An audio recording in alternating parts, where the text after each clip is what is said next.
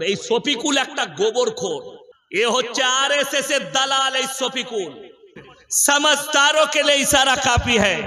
नाजिया इलाई खान, तेरे गले में पट्टे डाल के पीछे कोई खड़ा है, इसीलिए तू रसूल के बारे में भौंक रही है, मेरे अल्लाह के बारे में भौंक रही है, मुसलमान दाढ़ी टोपी वाले के लिए भौंक रही है। আর একটা বেরিয়েছে এখন, তার নাম হচ্ছে শফিকুল। একটা ইউটিউবার, আরামবাগে ঘর, একটা ইউটিউব চ্যানেল চালায়, শফিকুল নাম। এক হারামের আউলাদ দুদিন থেকে আমাকে বলেছে এটা জঙ্গি। ভোটের টিকিট পাবার লেগে এই হুজুর এত কড়া কড়া কথা বলছে। ভোটের টিকিট, নাউজুবিল্লাহ। চোর হতে যাব আমি, জিনাখোর হতে যাব? আরে শোনো, বিহারে যতগুলো সাংসদ আছে আমি বলিনি, মিডিয়াওয়ালারা বলছে গত ভোটে যতগুলো এমএলএ ছিল তাদের মধ্যে 130টা এমএলএ এর নামে ক্রিমিনাল কেস আছে। আমার তো আর গার্লফ্রেন্ড নাই যে গার্লফ্রেন্ডের ঘরে টাকা রাখবো। ওটা আমি পারবো না, ওটা তুই পারবি। এও এক দালাল, এ হচ্ছে আরএসএস এর দালাল এই শফিকুল। এটা মাথায় রাখবেন। তোমরা যারা স্বপ্ন দেখছো, আমার আগে মুফতি সাহেব বলে গেলেন না, মাদ্রাসা ভেঙে দেবো, মসজিদ ভেঙে দেবো। বিদেশের লোকরা সবাই মাটির তলায় সম্পদ খুঁজে বেড়াচ্ছে, আর আমাদের দেশের কিছু গোবরখোর মুতখোর এরা মাটির তলায় মসজিদের নিচে খালি মন্দির খুঁজে বেড়াচ্ছে। দুঃখ এটাই, বেদনা এটাই। কারা? গোবরখোর আর মুতখোর। এই শফিকুল একটা গোবরখোর। যারা স্বপ্ন দেখছে ইসলামকে মিটিয়ে দেবো, কোরআনকে মিটিয়ে দেবো, আল্লাহর কসম করে বলছি, আপনি যদি ইমানদার হন, আল্লাহর উপরে বিশ্বাস থাকে, নিজের হৃদয়ে গেঁথে যান আজকে ইয়াসিনের কথাটা, আমার আল্লাহর ওয়াদা মিথ্যা না সত্য? বাবা জোরে বলুন, সত্য। আল্লাহর ওয়াদা যদি সত্য হয় তাহলে শুনেলেন, আমার আল্লাহ ওয়াদা করেছেন, ওয়ালান তাজিদা লিসুন্নাতিল্লাহি তাবদীলা।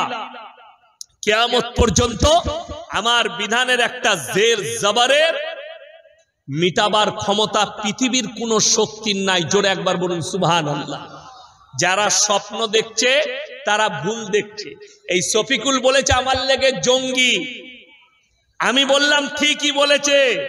বেলডাঙ্গায়, মুর্শিদাবাদের বেলডাঙ্গায় দাঙ্গা লাগানোর মূল চক্করি আল্লাহর নামে গালি লেখে যে বোর্ডটা টাঙ্গিয়েছিল, সেই ছেলেটার নাম হচ্ছে সায়ন হালদার। ও নিশ্চয়ই মনে হয় এই 24 পরগনার আজকের এই জাঙ্গালিয়া মাদ্রাসা, তো এই মাদ্রাসায় পড়াশোনা করেছে, তাই না? কেন এরা বলছে মাদ্রাসায় জঙ্গি তৈরি হয়? নাউজুবিল্লাহ। আচ্ছা, এটিএম চুরি করতে গেলে মৌলবি হতে হয় না ইঞ্জিনিয়ার হতে হয়? কথা বলে না এরা? ইঞ্জিনিয়ার তো মাদ্রাসায় হয় না। কথা বলে না? কোথায় হয়? স্কুল কলেজে হয়। এই সায়ন হালদার কোথায় ঘর, কোথায় পড়াশোনা করে? কল্যাণী বিশ্ববিদ্যালয়ে। তার মানে জানবেন, পৃথিবীতে যতগুলো জায়গায় জঙ্গি তৈরি হচ্ছে ওগুলো স্কুল কলেজে তৈরি হচ্ছে। বোম বাঁধার ফর্মুলা আমরা মাদ্রাসায় শিখাই না, কলেজ ইউনিভার্সিটিতে শিখাই। কথা বলে না? পরমাণু, যিনি পরমাণু বৈজ্ঞানিক, নাম শুনেছেন না শুনেননি? তেনার নাম কি আমাদের দেশে? এপিজে আবুল কালাম। নাম শুনেছেন না শুনেননি? তিনি হচ্ছেন মিসাইল ম্যান বলা হয়, ভারতের একজন পরমাণু বৈজ্ঞানিক। আচ্ছা, তিনি কোন মাদ্রাসা থেকে এই পরমাণু বাঁধা শিখেছে, পরমাণু বোমার ফর্মুলা শিখেছে? মাদ্রাসায় পড়ে শিখেছে। বড় কষ্ট লাগে। আর এরা বলছে মাদ্রাসায় জঙ্গি তৈরি হয়। আসল জঙ্গি শুনেলেন? এই পশ্চিম বাংলার হিন্দু মুসলমান ভাইদিকে বলছি, মারাত্মকভাবে ভারতের এই মিডিয়াগুলো মিথ্যা অপপ্রচার করে হিন্দু মুসলিমের মধ্যে দাঙ্গা লাগাতে চাইছে। তার মধ্যে এই ইউটিউবার আছে, একটা ইউটিউব চ্যানেল চালায় ছোটখাটো, সে ভিউজ পাবার লেগে এইভাবে মিথ্যা প্রচার করছে ইসলামের নামে। তার নাম হচ্ছে শফিকুল। তার কমেন্ট বক্সে গিয়ে দেখবেন, একটাও কোনো শিক্ষিত হিন্দু ভাই, শিক্ষিত মুসলমানের কোনো কমেন্ট নাই। যতজন কমেন্ট করেছে সব গোবরখোর আর মুতখোর। আমিও দেখি আল্লাহর কৃপায় হুগলি ডিস্ট্রিক্টের মানুষদের শুকর আদায় করছি, আরামবাগের মানুষদের শুকর আদায় করছি। এই হারামখোরকে তারা বয়কট করেছে, এক চ্যানেল কেউ দেখে না, তারা বয়কট করেছে। একে সবাই চিনে গেছে এটা কার দালাল। ওই জন্য বলে যাচ্ছি সবাই কোরআনের সংস্পর্শে আসবো, জোরে বলুন ইনশাআল্লাহ। আজকে বড় কষ্ট লাগে, বেঈমান কাফের আপনার মাথায় চেপে বসেছে। তা না হলে চিন্তা করুন, পৃথিবীতে 47টা মুসলিম রাষ্ট্র আছে, পৃথিবীতে 250 কোটি মুসলমান আছে, 47টা রাষ্ট্রের কাছে সামরিক বাহিনী আছে, অস্ত্র আছে, অত্যাধুনিক অস্ত্র। তারপরেও গাজার ফিলিস্তিনে ৭৫,০০০ নিরীহ মুসলমান মারা গেল। যারা মনে মনে করছে যে হাই আল্লাহ কি দেখতে পাই না, আমার আল্লাহ সব দেখছেন, আমার আল্লাহ ছাড় দেয় কিন্তু ছেড়ে দেয় না। আল্লাহ যেদিনে ধরবেন আল্লাহর মারের আওয়াজ উঠে না। আমার মুসলমান ভাই, বেঈমান কাফেররা উঠে পড়ে লেগেছে মুসলমানদের ঈমানকে ধ্বংস করার জন্য। তারা কামিয়াবি লাভ করেছে, আমরা কামিয়াবি লাভ করিনি। আমি আজকে ঈমানদারির সঙ্গে বলে যাচ্ছি, যারা মনে করছেন এই জাঙ্গালিয়া মাদ্রাসায় আমি পয়সা দিয়ে দিলাম মানে আমি ক্লিয়ার হয়ে গেলাম, না। আপনি মনে করছেন মসজিদ আর মাদ্রাসার জন্য এই মৌলবীরা টাকা চায়, আমি দিয়ে দিলাম মানে আমি ফারেক হয়ে গেলাম, না। শুধু আপনার টাকা নয়, আপনার দুয়ার প্রয়োজন। আপনি মসজিদে টাকা দিচ্ছেন, এটাই সার্থক নয়, এটাই শেষ নয়। টাকা দেওয়ার সাথে সাথে এই মসজিদকে আবাদ করার দায়িত্ব আপনার। বছরে একবার জলসা হবে জাঙ্গালিয়া মাদ্রাসায়, আপনি এসে 5,000 10,000 টাকা দিবেন, বাস আপনি মনে করছেন আমার কোনো কাজ নেই, না। আপনাকে চিন্তা নিতে হবে, আল্লাহ আমি তো টাকা দিলাম, আমি যেন এর সাথে সাথে দিনের সাথে জুড়ে যাই। সকলে জোরে বলুন ইনশাআল্লাহ, তবে কাজ হবে। বেঈমান কাফেররা কত বড় কামিয়াবি লাভ করেছে, তারা মেহনত করেছে। কিসের মেহনত? মুসলমান ঘরে ঘরে সুদ ঢুকিয়ে দাও। আজকে প্রত্যেকটা বাড়িতে সুদ ঢুকে গেছে, ঠিক কিনা কথা বলে? আমাদের ঘরে ঘরে সুদ ঢুকে গেছে। তারা কি করেছে? এদের মা বোনকে রাস্তায় নিয়ে এসো, তারা বন্ধন লোন আর গ্রুপ লোন নিয়ে এসে প্রত্যেকটা বাড়ি বাড়ি ঢুকিয়ে দিল। আর আপনি বলছেন, হে মৌলী সাহেব, হে মৌলবীরা, হে হুজুররা, তোমরা তো পয়সা দাও না, আমরা আমাদের সংসার কত কষ্টে চালাই। হে নেমো খারাম, তোমার ঈমান ঠিক নেই। তুমি বলছো তোমার 20,000 ইনকাম, তোমার বরকত নেই, তোমার বিবিকে রাস্তায় বার করলে। গ্রুপ লোন করো, বন্ধন লোন করো। তুমি ইমানদারির সঙ্গে বলুন, তোমার ইমামের পুরো মাসে বেতন হচ্ছে 6,500, তার সব ইনকাম মিলিয়ে 10,000। আল্লাহর কৃপায় ইমামের বউকে গ্রুপ লোন করতে হয়নি, ইমামের বউকে বেপরদা হয়ে রাস্তায় বেরুতে হয়নি, তারপরও ইমামের আল্লাহ বরকত দিয়েছে। তার মানে তোমার বাড়িতে দিন নেই, তোমার স্ত্রীর কাছে দিন নেই। আজকে আফসোস, আপনি বলছেন কোরআনকে মহব্বত করি। হে আমার মা, হে আমার বোন, তোমরা বছরে একবার কোরআন খুলো। মায়েরা বছরে একবার কোরআন খুলে, এই রমজান মাস আসছে, এখন এরা কোরআন পড়বে। এইটাই দুঃখ। বেঈমান কাফের আপনার মাথায় চেপে বসেছে। তা না হলে মুসলমান কখনো 25শে ডিসেম্বর পালন করত না, মুসলমান কখনো 1 জানুয়ারি ফিস্ট করত না। অথচ কোরআনে আছে গায়রিল মাগজুবি আলাইহিম ওয়ালাদ-দাল্লিন। মাগজুম মানে ইহুদি, দল্লিন মানে নাসারা। এই দুটো দলই পদভ্রষ্ট, আর এদের যারা অনুসারী হবে তারাও পদভ্রষ্ট হয়ে যাবে। এটা কোরআন, এটা সূরা ফাতিহার শেষ আয়াত। মাদ্রাসায় গিয়ে তাফসীরটা খুলে মুহাদ্দিসের কাছে দেখলেন, হাদিস বিচারকের কাছে দেখলেন, আপনার চোখে পানি আসবে। আপনার সন্তান 1 জানুয়ারি পালন করেছে, তার মানে সে পদভ্রষ্ট। আর তুমি মনে করছো আমি হাজী সাহেবের সন্তান, তুমি মনে করছো আমি নামাজির সন্তান, তুমি মনে করছো আমি অমুকের সন্তান। আমি যতই পাপ করি, আমার বাপের নামাজ আমাকে পার করাবে, আমার বাপের আমল আমাকে পার করাবে। হে আমার যুবক, তোমার বাপ তো একটা সাধারণ মানুষ, একজন নবী তার সন্তানের জন্য হাত তুলেছেন। পৃথিবীতে এমন একজন নবী ছিলেন যিনি নিজের চোখে নিজের সন্তানের মৃত্যু তাণ্ডব দেখেছেন। তেনার নাম হচ্ছে হযরতে নূহ নবী। চোখের সামনে নৌকার উপরে বসে আছেন হযরতে নূহ নবীর ছেলে কেনান, পানিতে ডুবে মারা যাচ্ছে। আল্লাহ এত বড় তাণ্ডব দিয়েছিলেন, আল্লাহ তাআলার কাছে হাত তুললেন নূহ নবী, লা আসিমাল ইয়াউমা মিন আমরিল্লাহ, ওগো আল্লাহ এটা আমার ওরসজাত পুত্র, তুমি একে রক্ষা করো। আল্লাহ তাআলা ধমক দিলেন, লামিনাল খাসিরিন, হাত নামাও, যে আমাকে মানেনি, আমার নবীকে মানেনি, আমার দ্বীনকে মানেনি, তার জন্য তুমি আমার কাছে আবেদন নিবেদন করো না, লামিনাল খাসিরিন।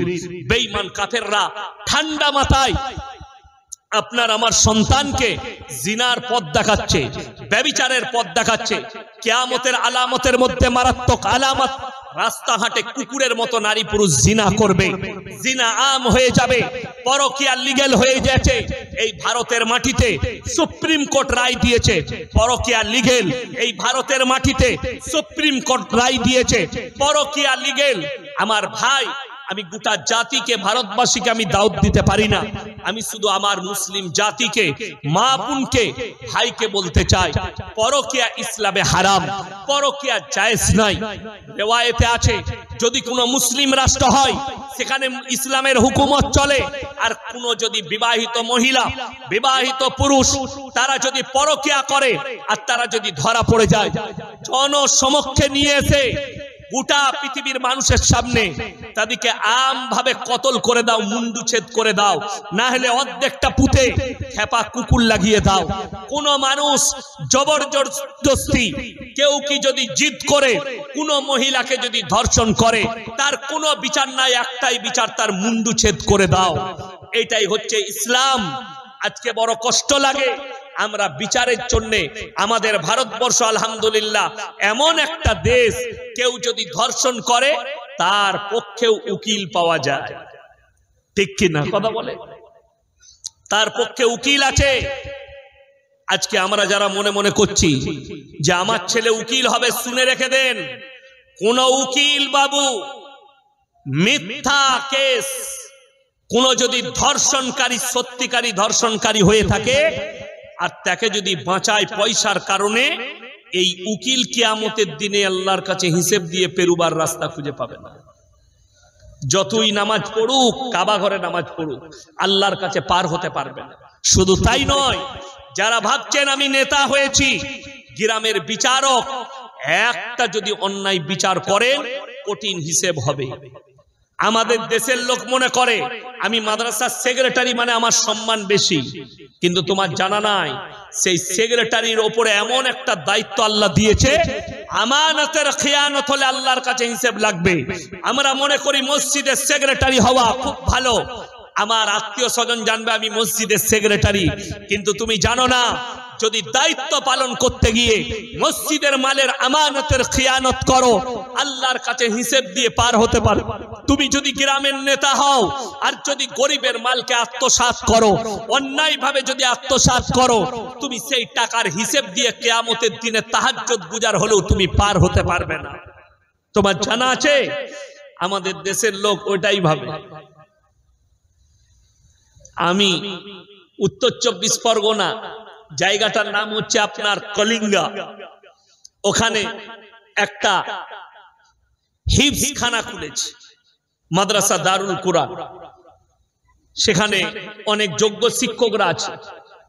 আমার ভয় হচ্ছিল দায়িত্ব নিতে, আমার খালি এখনো ভয় আছে আমার জীবনে, যে দায়িত্ব তো নিয়েছি আমি বর্ধমান জেলা থেকে এসে, কালকে যদি ওই মাদ্রাসার আমানতের খেয়ানত হয় আমি আল্লাহর কাছে কি জবাব দেব, ভয় হয়। ওই জন্য আমাকে যারা বলে, আমি বলি ভাই আমি দাতার নাম করে দিচ্ছি, কোথায় যাবেন বলে দিচ্ছি, কোন ভাইয়ের কাছে পাথর লাগবে পাঁচামিতে যান আমি বলে দিচ্ছি, রামপুর হাটে যান আমার ভালোবাসার লোক আছে বলে দিচ্ছি, অমুক দাতার কাছে যান সিমেন্ট দিয়ে দিবে বলে দিচ্ছি, কিন্তু মাদ্রাসার দায়িত্ব আমাকে দেন, মাদ্রাসার দায়িত্ব নিতে পারবো না। কেন? এতটুকু যদি আমানতের খেয়ানত হয় আমি আল্লাহর কাছে জবাব কিভাবে দেব? আর আমাদের দেশের লোক শখ করে মসজিদের সেক্রেটারি হতে চায়, লোক লাগায়, আমার লেগে বলবি মসজিদে যে অমুক ভাইকে সেক্রেটারি করে দিবি, দে তাদেরকে চা খাওয়া, তো শখ গেছে সেক্রেটারি হওয়া। অন্যায় ভাবে একটা মাল যদি আত্মসাৎ হয়ে যায় তোমার মালের সাথে মিশে যায়। ওই জন্যই তো আমাদের দেশে 100টা যদি মসজিদ থাকে 1 লাখ মসজিদের মধ্যে 95,000 মসজিদের মতওয়াল্লির নামটা কাটা যাবে যদি হাদিস মুতাবিক কোরআন মুতাবিক নিয়ে। কথাটা বুঝতে পারেন যে তার মধ্যে হাদিস মুতাবিক কিছু আছে নাকি? আপনি মনে মনে করেছেন বিরাট শখ আমার, আমি সেক্রেটারি হলাম, বিরাট শখ আমার, আমি গ্রামের সেক্রেটারি। খুব সাবধান, আমানতের খেয়ানত করবেন না। হযরতে উমরে ফারুক রাদিয়াল্লাহু তাআলা আনহু নিজের সন্তানকে গাছে বাঁধা করিয়েছিলেন, বাঁধো। সমস্ত সাহাবীরা বললেন, হে আমিরুল মুমিনিন, এটা আপনার সন্তান। হযরতে উমর বললেন, আজকে যদি আমার সন্তান বলে ছেড়ে দাও, এর থেকেও বড় অন্যায় করার সুযোগ পাবে। তাই ইসলামী শরীয়তে কোরআনে যে আইন আছে, যে শাস্তি আছে, একে সেই শাস্তিটাই দাও। সন্তানকে শাস্তি দিয়েছিলেন, তার নাম হচ্ছে হযরতে উমরে ফারুক রাদিয়াল্লাহু তাআলা আনহু। হযরতে উমরে ফারুক রাদিয়াল্লাহু তাআলা আনহু বাইতুল মাল থেকে বেতন পেতেন। বেতন পেলেন, সংসার চলছে, চলতে চলতে পুরো মাস সংসার চালিয়েছে। কিছু মাল বেঁচে গেছে। বেঁচে যাওয়ার পরে উনার স্ত্রী বললেন, হে উমর, কিছু মাল বেঁচে গেছে, সামনের মাসে কাজে লাগবে। হযরতে উমর ধমক দিলেন, এই মালটা বৈধিত মাল, এটা আমার নয়, এটা কওমের মাল, বাইতুল মালে ফেরত দিতে হবে। হযরতে উমর ওই মালটা নিয়ে গিয়ে বাইতুল মালে ফেরত দিলেন সবার সামনে, আর বললেন, এটা আমার কাছে বেশি চলে গেছিল, এতটা প্রয়োজন ছিল না। জোরে বলুন সুবহানাল্লাহ। আর আমাদের দুঃখ, সরকার একটা এতিমকে, একটা গরিবকে ঘর বানাতে 1,40,000 দিচ্ছে, নেতা আগে থেকে বলে দিচ্ছে 10,000 দিয়ে যাবি। ঠিক বললাম না ভুল বললাম? তুমি আল্লাহর কাছে কি হিসেব দিবে, এই নিয়তটা করে নাও। আমি আল্লাহর কসম করে বলছি, আমি কোনো বাপের বেটাকে ভয় করে কথা বলি না, আর আমি কোনো পার্টির দালাল নয়, আর আমি কারুর দালালি করি না, হক বলে যাচ্ছি। আর যদি কোনো মৌলবি এসে এই কথাটা কেটে দেয় যে না, কেউ যদি টাকা নেয় এটা অন্যায় নয় গরিবের কাছ থেকে, আমি ইয়াসিন জীবনে আর সমাজের বুকে বক্তব্য দেব না, এটা চ্যালেঞ্জ। কোন বাপের বেটা মৌলবি থাকলে তাকে স্টেজে নিয়ে আসুন, যে আপনি এই টাকাটাকে জায়েজ করে দিয়ে যান। আপনি অন্যায় ভাবে 1 টাকা নিলে, শুনেলেন হাদিসে আছে যারা শহীদ হবে, শহীদরা বিনা হিসাবে জান্নাতে যাবে। জোরে বলুন সুবহানাল্লাহ। পানিতে ডুবে মারা গেছে শহীদ, শহীদের দরজা পাবে কে? মুমিন ব্যক্তি। পানিতে ডুবে মারা গেছে, গাড়িতে অ্যাক্সিডেন্ট হয়েছে, আগুনে পুড়ে গেছে, সমুদ্রে পড়ে গেছে, এই মানুষগুলো শহীদের দরজা পাবে। ইসলামের জন্য, কোরআন আর আল্লাহর জন্য যারা যুদ্ধ করে শহীদ হবে, তারা শহীদের মর্তবা পাবে। কিন্তু মাথায় রাখবেন, শহীদ ব্যক্তিরা এক জায়গায় আটকিয়ে যাবে।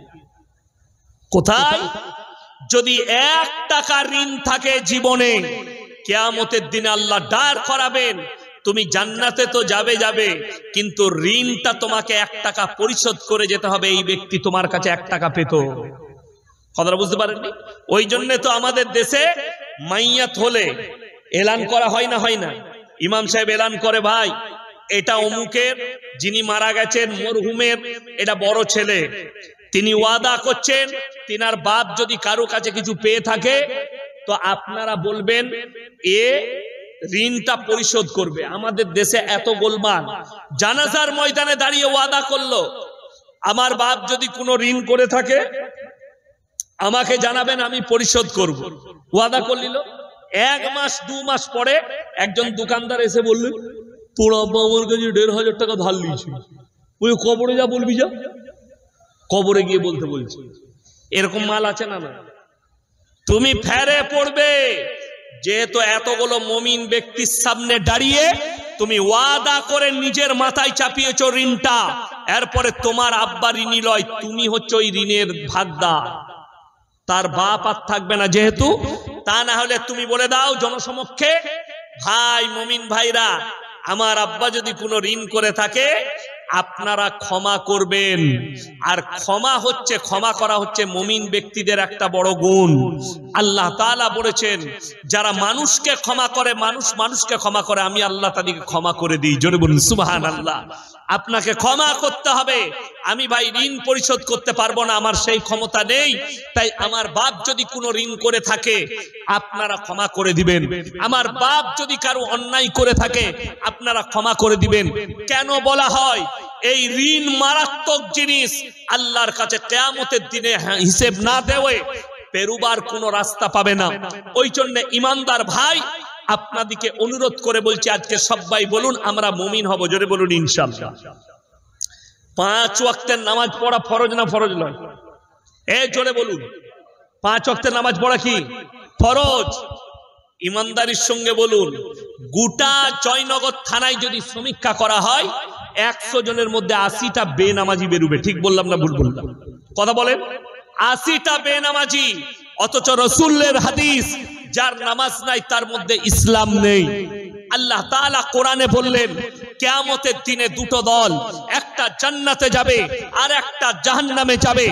জাহান্নামী জলেরা যখন জাহান্নামের রাস্তায় যাবে, জান্নাতের মানুষেরা জান্নাতের দিকে যাবে, জানেওয়ালা দল তারা প্রশ্ন ছুড়বে, ফি জান্নাতি ইয়াতাসাআলুন আনিল মুজরিমিনা মা সালাকাকুম ফি সাকার। তোমরা কেন জাহান্নামে যাচ্ছ? তোমরা বলতে আমরা ভালো লোক, তোমরা বলতে ভদ্র লোক, আজকে কেন তোমরা জাহান্নামে যাচ্ছ? তখন তারা উত্তর দেবে, ক্বালু লাম নাকু মিনাল মুসাল্লিন, আমরা মুসল্লিদের মধ্যে ছিলাম না, ওয়ালাম নাকু নুতিমুল মিসকিন, এবং আমরা মিসকিনকে খানা খাওয়াইতাম না, তাই আল্লাহ আমাদেরকে জাহান্নামে পাঠিয়েছে। আপনি নামাজি না হওয়ার কারণে আপনাকে সেদিনে জাহান্নামে প্রবেশ করতে হবে। আপনি নামাজি না হওয়ার কারণে আপনাকে জাহান্নামের রাস্তা অতিক্রম করতে হবে। তাই সবাই হাত তুলে বলুন 5 ওয়াক্তের নামাজি সবাই হব। জোরে বলুন ইনশাআল্লাহ। নামাজ কিন্তু কেউ ছাড়বেন না। আপনার পরিবারকে বলুন আপনি নিজে নামাজ পড়ুন। আজকে আমাদের কমি হচ্ছে, আমরা নামাজের প্রতি ভরসা রাখি না, আল্লাহর প্রতি ভরসা রাখি না, দুনিয়ার সম্পদের প্রতি ভরসা আছে আপনার, দুনিয়ার জিনিসের প্রতি।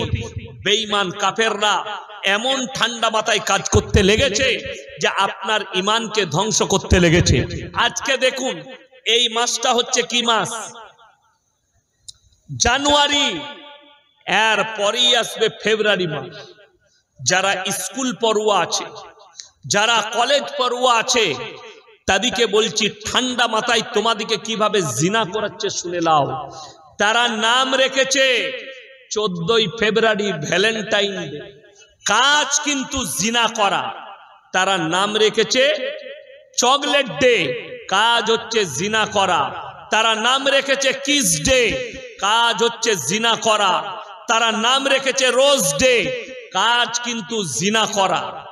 আপনি মনে করেছেন জিনা করা মানে হচ্ছে শারীরিক সম্মান করা? না, শুধু ওইটা জিনা নয়, হাতের জিনা, চোখের জিনা, কানের জিনা, নফসের জিনা, পায়ের জিনা, শারীরিক জিনা। আপনি হাতের দ্বারা কোনো নারীকে স্পর্শ করেছেন, এটা হাতের জিনা। আপনি চোখের দ্বারা কোনো নারীকে জিনার ইশারা করেছেন, চোখের জিনা।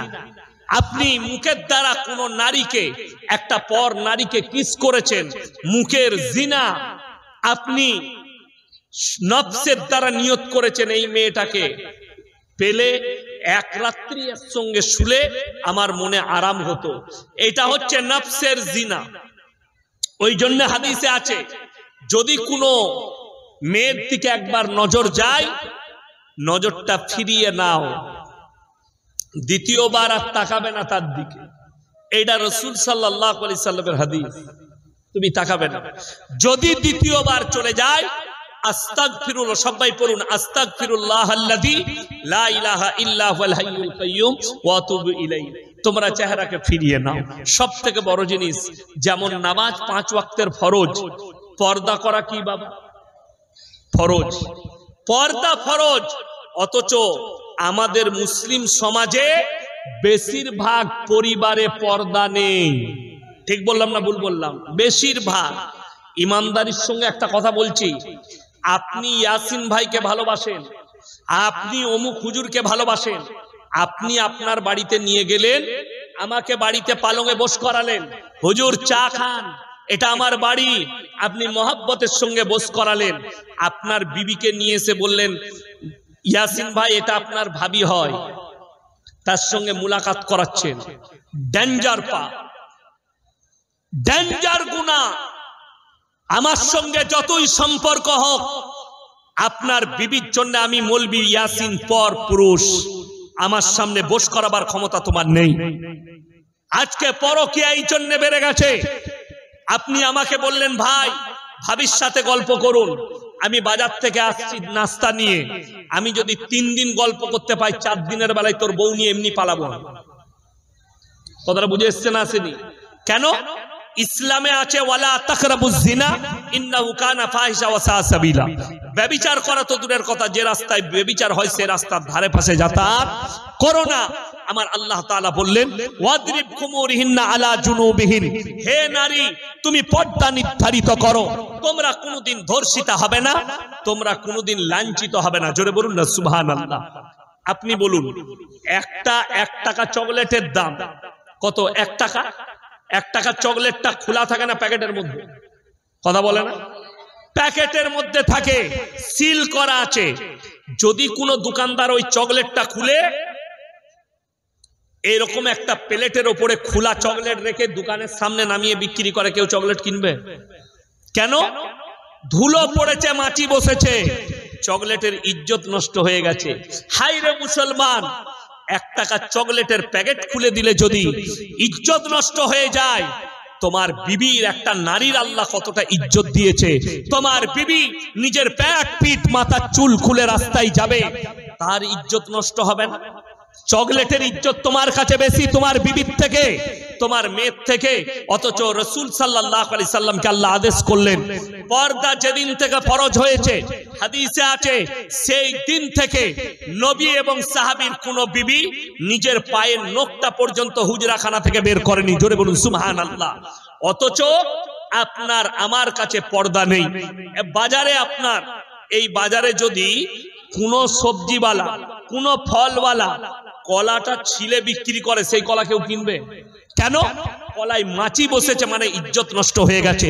শুধু কলাই মাছি বসার কারণে আপনার কাছে কলার ইজ্জত নষ্ট হয়ে গেল। তাইলে ভেবে দেখুন আপনার বিবির ইজ্জত আল্লাহ কতটা দিয়েছে, আপনার মায়ের ইজ্জত কতটা দিয়েছে, একটা নারীর ইজ্জত কত, আর আপনি তার ইজ্জতটা কিভাবে হানি করছেন। রাস্তায় বেরিয়ে যাচ্ছে আপনার বিটি, মাথার চুল খোলা, পেট বেরিয়ে আছে, পিঠ বেরিয়ে আছে। আজকে বেঈমান কাফেররা কত ঠান্ডা মাথায় কাজ করে তারা কামিয়াবি লাভ করেছে। 1400 বছর আগে রাসূল আকরাম সাল্লাল্লাহু আলাইহি সাল্লাম হাদিস বর্ণনা করলেন, বুখারী শরীফের হাদিস, যে পুরুষরা তোমরা টাকনুর উপরে কাপড় পরবে। জোরে বলুন সুবহানাল্লাহ। বেঈমান কাফেররা এমন প্যান্ট তৈরি করলো সব টাকনুর নিচে। ঠিক বললাম না ভুল বললাম? যুবকরা প্যান্ট পরছে টাকনু, ওটা তো অনেক দূরের কথা। আমি জলসা শেষ হয়ে গেল, ঈদের পরে 1 মাস জলসা আছে, আমি মে মাসে মুম্বাই চলে যাই, 1 সপ্তাহ থাকি। আমার ভাই আছে বিরাট এম্বুডারি কারখানা, তার বাড়িতে থাকি, ঘোরাফেরা করি। এক যুগে আমি মুম্বাই একটা মাদ্রাসায় ছিলাম, মৌলানা শাহ আবরারুল হক সাহেব রহমতুল্লাহ আলাইহির মাদ্রাসায়। তো আমি প্রায় যাই ঘুরতে। এই শেষে আমি গত বছরে কলকাতা এয়ারপোর্টে দাঁড়িয়ে আছি, সকালবেলায় বোর্ডিং পাস করাচ্ছি, 8:30 না 9টায় ফ্লাইট ছিল। তো আমি রাস্তায় লাইনে দাঁড়িয়ে আছি, আমার সামনে একটা বিহারিদের ছেলে এমন প্যান্ট পরে আছে মনে হচ্ছে খুলে পড়ে যাবে। আমি তাকে বললাম ভাইয়া थोड़ा ऊपर कर लो ना तो पीछे गड़बड़ हो जाएगा। से আমাকে বলছে हजरत ये डिजाइन है। हम साला ऐसा भी डिजाइन का पैंट निकाल चुका है। এরপর ভেবে দেখুন, ওই প্যান্ট পরে ওই যুবক যদি নামাজ পড়তে ঢুকে, তার পেছনে যে থাকবে তার আর নামাজ হবে? ও তো সিজদায় গেলি পেছনে যে থাকবে সে আলী বাবার গুফা দেখতে পাবে। নামাজ এমনি শেষ। কথাটা বুঝতে পারেন কি? নামাজ এমনি শেষ। আর বেঈমান কাফেররা ওই জন্য এই প্যানগুলো তৈরি করেছে, এদের ঈমানকে ধ্বংস করে দাও। বুখারী শরীফের হাদিস, মায়েরা ভালো করে শুনবেন, মায়েদের জন্য মহিলারা টাকনুর নিচে কাপড় পরবে। বেঈমান কাফেররা সালোয়ার তৈরি করেছে, সব মেয়েরা এখন এইখানে কাপড় পরছে সালোয়ার। অনেকজন আবার পায়ে কালো সুতো বাঁধছে, কালো কার। বুঝে এটা কেন বেঁধেছিস? বুঝে লজল লাগবে না। তো গলায় একটা দড়ি বানার মরবি না, নাউজুবিল্লাহ, শিরকের সমান পাপ হবে। এই সুতোর দ্বারা যদি লজন না লাগে, আল্লাহর সুতোর সৃষ্টিকর্তাকে আল্লাহ, তুমি আল্লাহর সৃষ্টির উপরে ভরসা করেছো, আল্লাহর উপরে নয়। আমাদের সমাজের অবস্থাটা এই জন্য খারাপ। মুর্শিদাবাদের একটা ছেলে একদিন ফোন করে বলছে 2 বছর আগে, হুজুর আমাবস্যার রাতে কি বিয়ে করা যাবে? মানে মোটেই করবি না বে, কালো ছেলে হবে। কি বলবো তাকে? আল্লাহর কাছে সব দিনটাই শুন। এগুলো কার হাদিস? খালার আর ফুপুর হাদিস, দাদির হাদিস। এরাই তো সমাজটাকে অর্ধেক শেষ করেছে হাদিস বলে বলে, এরাই তো সমাজ ধ্বংস করেছে। মাইদিকে অনুরোধ করছি, শোনো, তোমরা 5 ওয়াক্তের নামাজি হও, কোরআনের তেলাওয়াত করো। আল্লাহর কাছে যদি মঙ্গল পেতে চাও, আর যতটা নিজেদিকে পর্দায় রাখবে ততটাই জান্নাত তোমাদের কাছে হবে। যতটা পর্দাকে দূর করবে, জাহান্নাম তোমাদের ততটাই কাজে আসবে। আজকে এমন একটা দেশ ভারতবর্ষ, একটা মুসলমানদের মেয়ে সে যদি পর্দা করে, বোরকা পরে, নেকাব পরে কলেজ ইউনিভার্সিটিতে যায়, তাকে গিয়ে কোর্টেতে কেস লড়তে হয় আমাদের দেশে। আর আমাদের দেশে এক শ্রেণীর মহিলা, তারা ন্যাংটো ঘুরে বেড়ায় রেল স্টেশনে, এয়ারপোর্টে, পার্কে, তাদেরকে বলা হয় নাইস, বিউটিফুল। ঠিক কিনা? হারাম কাজ করে। যারা মনে মনে ভাবছেন এই যুগটা মডেলিং এর যুগ, মেয়েরা ছোট পোশাক পরবে, মডেলিং, মাথায় রাখবেন জয়নগরের সব থেকে বড় মডেলিং হচ্ছে কুত্তাগুলো, যারা কোনো পোশাক পরে না। এদের থেকে বড় মডেলিং কেউ নাই। আর যদি বলেন আমি মুমিন, আমি আল্লাহর নবীকে ভালোবাসি, আল্লাহকে ভালোবাসি, কোরআনকে মানি, তাহলে কোরআনের প্রতি আমল করতে হবে। আল্লাহ বলেছেন ওয়াদরিব খুমুরিহিন্না আলা জুনুবিহিন, হে নারী তুমি পর্দা নির্ধারিত করো, তোমরা কোনোদিন ধর্ষিত হবে না, লাঞ্ছিত হবে না। প্রত্যেকটা ভাই মা বোনকে আমরা পর্দায় আনবো, জোরে বলুন ইনশাআল্লাহ। যত বাজারে কম যেতে দিবেন। দুঃখটা কোথায় জানেন? রমজান মাসে আমি জলসা করি না, 2-3টে জলসা আমাকে করতে হয়। এই বছরও আমার ডেট আছে, 11ই রমজান একটা ডেট আছে। কোথায়? এই মনে হয় উত্তর 24 পরগনা। বইকারাটা কোথায়? উত্তর তো ইটিন্ডা, বইকারা, ওইখানে আমার একটা 11ই রমজান জলসা আছে। গত বছরে আমার রমজানে জলসা ছিল বহরমপুরের পাশে কাঁটা পুকুর বলে এক জায়গায়। তো মুর্শিদাবাদে আমার একজন খুব ভালো বন্ধু আছেন, 110 বছর পুরানো মাদ্রাসা, 600-700 ছাত্র আছে, জালিলিয়া দারুল হুদা মাদ্রাসা, যিনি শাইখুল হাদিস প্রধান শিক্ষক মুফতি জার্জিস হোসেন কাসমি। ইউটিউবে জলসা শুনতে পাবেন, দারুণ বক্তা। তো আমি বললাম ভাই আপনার মাদ্রাসায় ইফতারি করব 25শে রমজান, বলে চলে আসুন। ইফতারি করলাম। আমি নামাজ পড়ে মাগরিবের বললাম ভাই একটা জামা কিনবো, কাপড় জামা কিনতে হবে, দোকান কোথায় আছে? বলে ওই বেলডাঙ্গা বাজারে ওপারে চলে যান, একটা বড় দোকান আছে। আল্লাহ, দোকানে ঢুকেই দেখছি সব খালা, আমি একা খালি খালি। আমি বিপদে পড়ে গেলাম। দোকানি বললে হুজুর সাইডে আছে। আমি কোন রকম লজ্জায় একটা খালি জামা কিনলাম, পালিয়ে গেলাম। দুঃখটা কোথায়? পুরুষরা বাড়িতে, মহিলারা বাজারে, সম্পূর্ণ হারাম। আল্লাহ রাব্বুল আলামিন নারীদিকে একটা মর্যাদা দিয়েছে। আমার ভাই, যে সমস্ত পুরুষরা নিজেদের বিবিদিকে বেপর্দা করে বাজারে ঘাটে ঠেলে দেয়, এরা হচ্ছে দাইয়ুস। আর দাইয়ুস কোনোদিন জান্নাতে প্রবেশ করবে না। দাইয়ুস পুরুষের প্রথম লক্ষণ, তাদের বিবিদিকে বাজারে ঘাটে বেপর্দা করে ঘুরায়। সবাই পর্দা করবো, জোরে বলুন ইনশাআল্লাহ। এরপর আমি লাস্টে বলবো 3টে কথার প্রতি আমার আল্লাহ আদেশ করেছেন, সবাই আমল করবেন। হাত তুলে বলুন তো ইনশাআল্লাহ। 3টে কথা কি কি? আল্লাহ যাদিকে মাল দিয়েছে, 3টে লোক যদি তোমাদের কাছে কোনোদিন হাত পাতে, তাদের হাতকে জীবনে ফিরিও না। নাম্বার 1, ওয়াআতিদাল কুরবা, তোমার কাছের গরিব যদি হাত পেতে দেয়, তাদের হাতকে ফিরিও না। ওয়াল ইয়াতামা ওয়াল মাসাকিন, এতিম আর মিসকিন যদি হাত পাতে, তাদের হাতকে ফিরিও না। ওয়াবনাস সাবিলি ওয়ালা তুবাদ্দির তাবদীরা, আর মুসাফির যদি হাত পাতে, তাদের হাতকে ফিরিও না। আমি আপনাদের এখানে এসেছি 181 কিলোমিটার রাস্তায় মাদ্রাসা পড়বে, 181 আমার মাদ্রাসা থেকে 181 কিলোমিটার, আবার যাব অতটা। আজকের জলসার সব থেকে বড় মুসাফির ব্যক্তি আমি ইয়াসিন। এর পরের আয়াতে আল্লাহ বললেন ইন্নাল মুবাদদিরিন কানু ইখওয়ানাশ শায়াতিন ওয়া কানা আশ-শাইতানু লিরাব্বিহি কাফুরা। এবং যারা অপব্যয় করে তারা হচ্ছে শয়তানের ভাই। শয়তান জাহান্নামী। যারা অপব্যয় করবে শয়তানের ভাই হবে, তারাও জাহান্নামে প্রবেশ করবে। অর্থাৎ আমি আপনাদেরকে অনুরোধ করে বলে যাচ্ছি, অপব্যয় কাকে বলে? গান বাজনায় টাকা খরচ করা, ইসলাম বিরোধী রাসূল বিরোধী জায়গায় টাকা খরচ করা, এইটা হচ্ছে অপব্যয়। কেউ করবেন না, আল্লাহর রাস্তায় টাকা খরচ করবেন। শুনেলেন আমার ভাই, আল্লাহর নবী সাল্লাল্লাহু আলাইহি সাল্লাম বললেন যাকিরা, গচ্ছিত সম্পদ। মানুষ কিয়ামতের দিনে কাঁদবে যে আমি যদি আল্লাহর রাস্তায় দিনের পথে আমার আরো কিছু টাকা ব্যয় করে আসতাম, আজকে মঙ্গল হতো। কোরআন শরীফে পারা কটা আছে বলুন? তাড়াতাড়ি বলে না, কটা পারা? 30টা পারা আছে। আমি বলবো 30 জন ব্যক্তি 30টা কোরআন শরীফের পয়সা 1000 করে স্টেজে এসে আমার হাতে দিয়ে যাবেন। যদি না থাকে কাল দিবেন, পরশু দিবেন, খালি মুলাকাত করে নামটা লিখিয়ে যাবেন।